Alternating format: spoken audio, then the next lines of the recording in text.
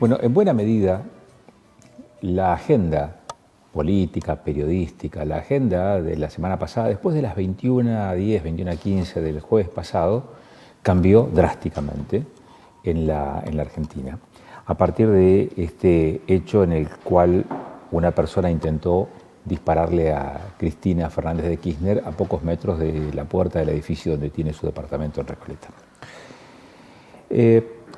Bueno, a partir de allí se vivió otra realidad, otra situación. Vamos a hablar con Mauro Becerra, que es consultor, es referente de Trench Comunicación, es consultor, es analista político y está con nosotros conectado vía web. Mauro, ¿cómo te va? Muy buenas noches. Agustín Amado te saluda. ¿Qué tal, Agustín? Muy buenas noches, gracias por llamar.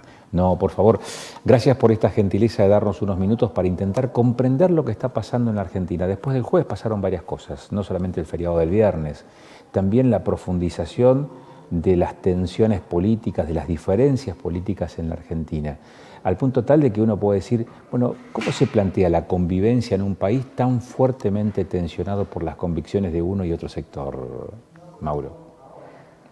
Bueno, decididamente lo que pasó el jueves, como bien decías vos, fue un parteagua de la agenda periodística nacional, y no solo periodística, me animo a decir que las tres agendas que rigen la opinión pública, la cuestión publicada, ¿no?, en la República Argentina, la agenda de medios, la agenda de redes y la agenda pública, las tres tuvieron un cimbronazo, una situación en la que la verdad que me animo a decir que hace años que no vivíamos semejante impacto a nivel agenda. Puntualmente, a partir de ahí se dieron dos situaciones bastante claras. Lamentablemente, y refiriéndonos a tu comentario o al foco de análisis propuesto, poco duró la situación de interpretar este hecho bajo la óptica de una posibilidad de unidad para el pueblo argentino, sino que rápidamente, y ya a esta altura, después de un par de estudios, incluso de opinión pública, que circularon entre el día de ayer y el día de hoy, ya podemos distinguir que se agrietó nuevamente la visión de lo que pasó, de las razones y de las posibles consecuencias que tuvo el episodio del jueves, ¿no? Claro, ¿cómo se plantea entonces, y aquí te pido una proyección hacia adelante, ¿no? ¿Cómo se plantea la convivencia de los argentinos a la luz de que un sector y el otro no van a desaparecer? Digamos, el kirchnerismo va a seguir existiendo, el macrismo va a seguir existiendo. Ahora, el nivel de descrédito, de no creer en determinadas situaciones, en determinados poderes, o sea, hay poderes que están tan fuertemente tensionados. Ahora, hay sectores que no creen por ejemplo, en el funcionamiento de determinados poderes, el Poder Judicial. También se descree hasta de los medios de comunicación. Digo, ¿cómo se plantea la convivencia de los argentinos con tamaño descreimiento? Mira, Agustín, lo primero que hay que entender es que es un proceso largo. Argentina viene deteriorándose y agrietándose o entrando en posiciones más polarizadas, como mínimo hace unos 15 años, si no un poquito más. Y desandar ese proceso, generalmente destruir es más fácil que construir, por lo cual volver a construir confianza y consenso va a ser un trabajo de muchos años y de varios gobiernos. Lo fundamental para esto, yo creo, y esto ya es una opinión netamente personal, es que Sí. aparezcan otros perfiles de liderazgo. Venimos regidos por la lógica, por la dialéctica del amigo y del enemigo en los últimos años, y eso lamentablemente no ha tenido buenos resultados, o sea, para nada ha tenido buenos resultados. Cuando analizamos cualquier indicador de la República Argentina en general, comparado con 10 o 20 años para atrás, incluso cuando hablamos de 20 años para atrás hablamos de los peores momentos de la República Argentina, pero así todo había cosas más rescatables comparado con varias situaciones, sobre todo la económica, que vivimos hoy. Claro. Es Mauro, importante que el gobierno, sí, una sola idea como para cerrar sí. esta pregunta, es importante que el gobierno, cualquiera sea el partido que ejercite o que ejerza el gobierno, mejor dicho, desarrolle prácticas de comunicación gubernamental institucionales con respeto e inclusivas para el 100% del público del país. ¿Tá? Cuando uno comunica desde gobierno, tiene en cierto modo la responsabilidad de gobernar para la gente que lo votó y para la gente que no lo votó. Entonces ahí habría una excelente oportunidad para empezar a construir una comunicación de gobierno inclusiva, que trate de zanjar la grieta y que, además de comunicarse a partir de mensajes, también se comuniquen hechos. Y yo creo que un sendero de ese tipo sería una buena oportunidad. Alberto Fernández lo recorrió en los primeros 6 meses de la pandemia, y a partir de que algunas decisiones políticas empezaron a romper con esa situación, es que empezó el deterioro de su imagen. Recordemos que en los primeros 4 meses de pandemia, Alberto llegó a picos de popularidad hasta de un 80% de aprobación de imagen. Claro. Mauro, una de las últimas consultas. La instalación del debate sobre, entre comillas, los discursos del odio, cierro comillas, ¿profundizan o empiezan a saldar esa grieta?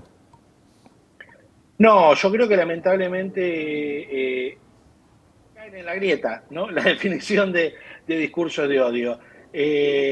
Puntualmente hoy repasaba algunos contenidos, veía algunas opiniones de Adriana Amado, a quien tuve el gusto de haber formado con ella, y hacía la explicación de que los organismos de derechos humanos a nivel internacional tomaban y formaron esta categoría en su momento, anclada en la necesidad de proteger a minorías que estaban en situación de ser oprimidas. Entonces, la idea inicial de un discurso de odio tiene que ver con esa minoría inmigrante, Sí, con tiene que esa ver con el minoría racismo, tiene religiosa. que ver con el racismo, cuestiones de género, tiene que ver con otras Exactamente. cosas, Cuando no una con la cuestión persona, aunque política. sea del espacio que sea, está ejerciendo una posición de poder, no podemos aplicar la figura de discurso de odio. Y recordemos que estamos en un país en el cual, en el año 2009, se quitó del Código Penal la figura de calumnias e injurias, que también tenía que ver con esto, ¿no? Bajo esta óptica de cuando una persona es una persona en ejercicio de un poder determinado público, tiene que estar sujeta al escrutinio. Por ende, ese escrutinio incluye opiniones, y en el caso de la calumnia e injuria,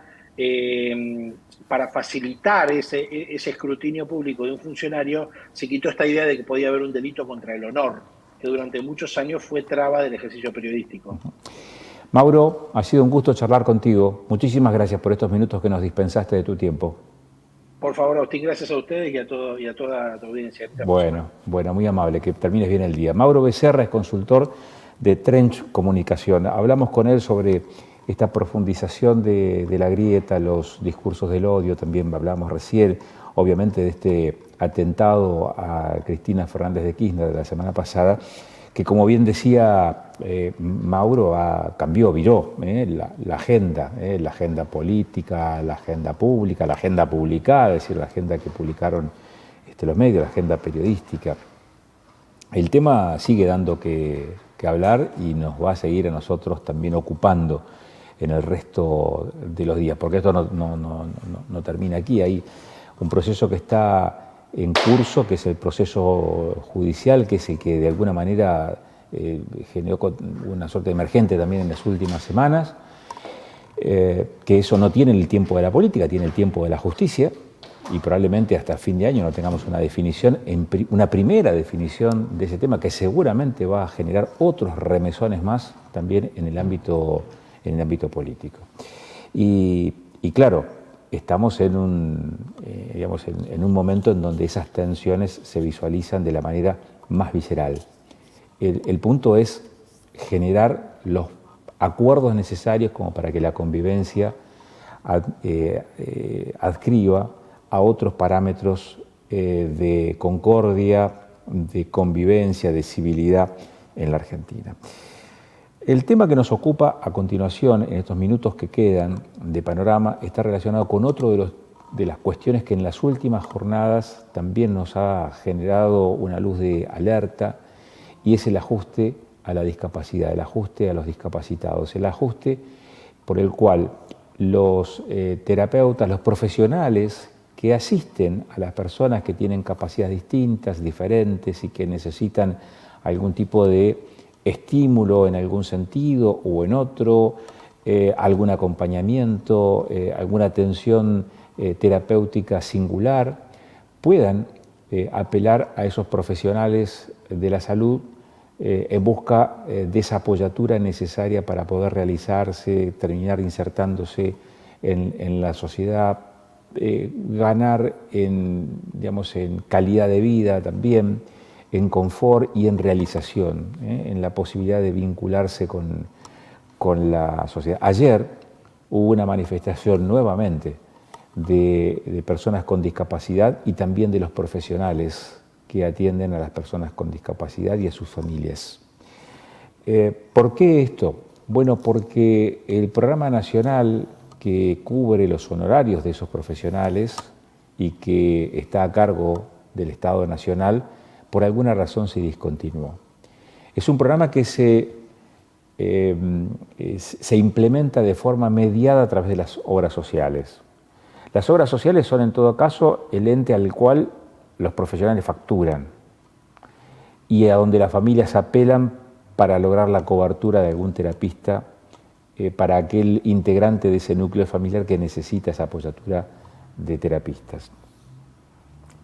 ¿Qué ha pasado en este tiempo? Bueno, se discontinuaron los pagos. El Estado Nacional ha dejado de transferir los fondos a las obras sociales para hacer frente a las erogaciones que significan esas coberturas sociales. El tema ha tenido otros antecedentes en años previos. Las obras sociales en algunos casos, en la mayoría de los casos, han absorbido ese delay, es decir, han financiado el Estado Nacional.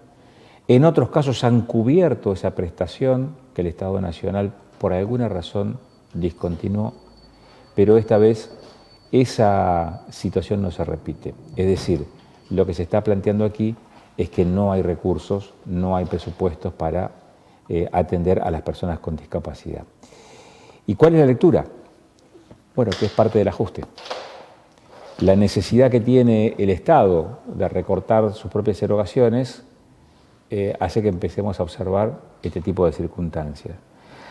Yo les pediría que cuando tengamos a Selva Reynoso en línea nos den el ok para poder hablar de la tarea que vienen realizando como profesionales de la salud desde el Centro Terapéutico Infancia, con quien queríamos charlar en estos minutos finales, para conocer también de primera mano cómo se vive esta postergación. En un momento en donde uno lo que menos imagina, lo último que podría llegar a imaginar, es que una constricción del gasto, un ajuste, un achique, una restricción presupuestaria pase por los sectores más vulnerados. Porque cuando hablamos de discapacidad estamos hablando de eso, de los sectores más vulnerados de la sociedad.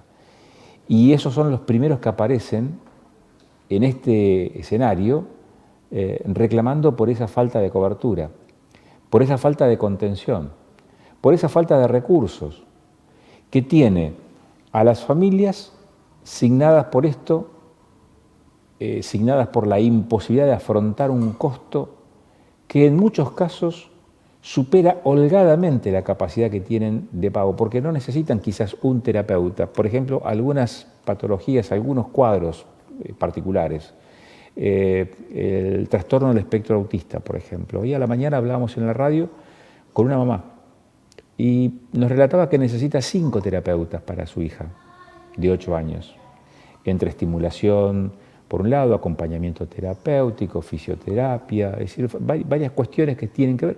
Son 4 a 5 terapeutas que asisten. No están todos los días 5 personas, pero se van turnando durante el transcurso de la semana para que pueda también asistirlo en su tránsito por la escuela.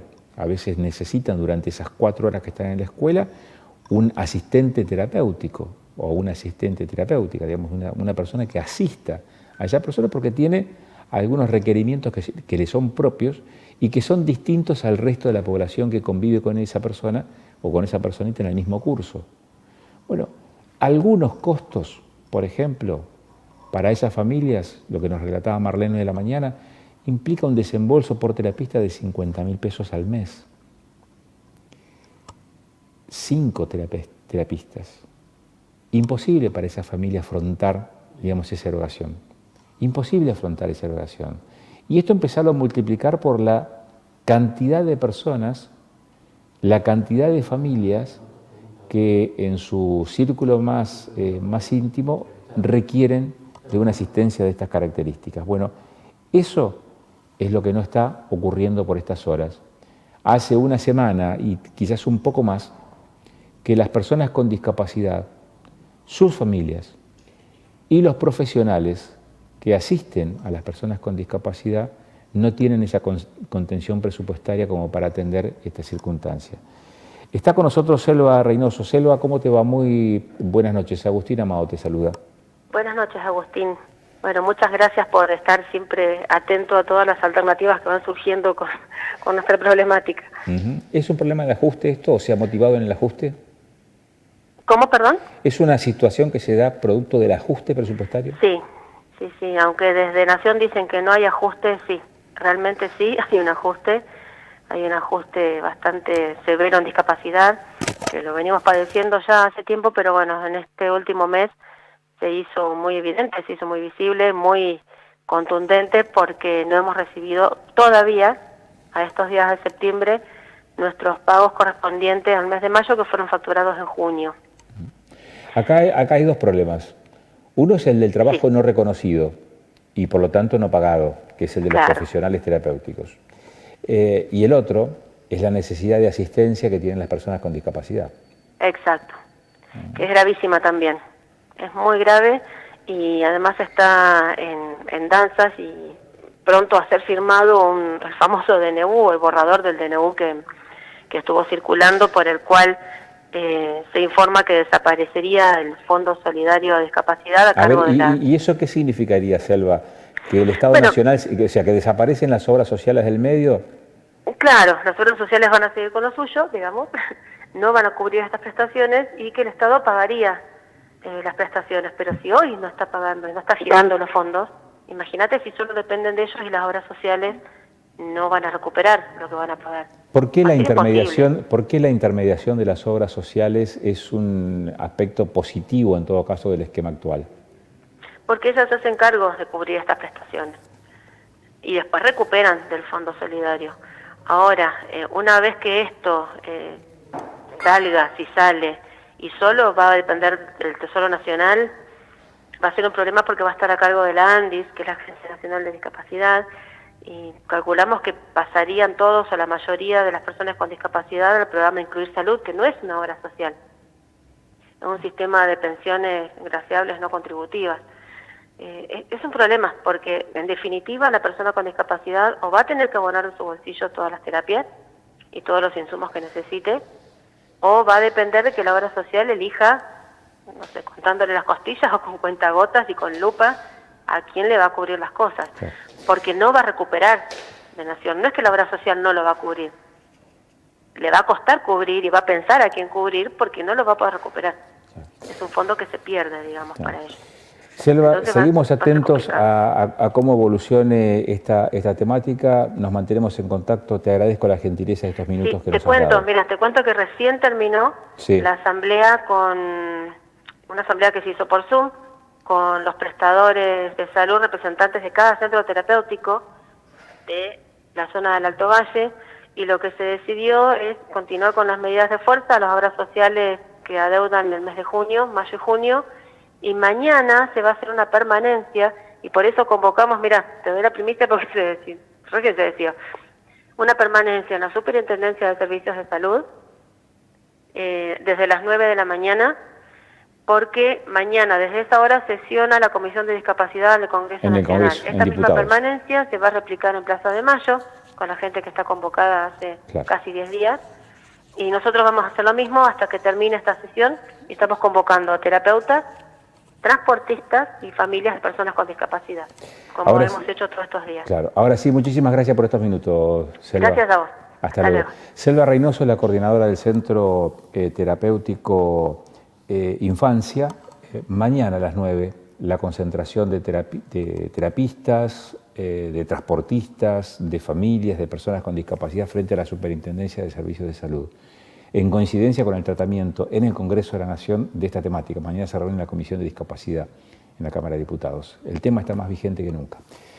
Nosotros cerramos aquí, son casi las 10 de la noche, faltan segunditos nada más. Nos vamos, hasta la semana que viene. Muchas gracias.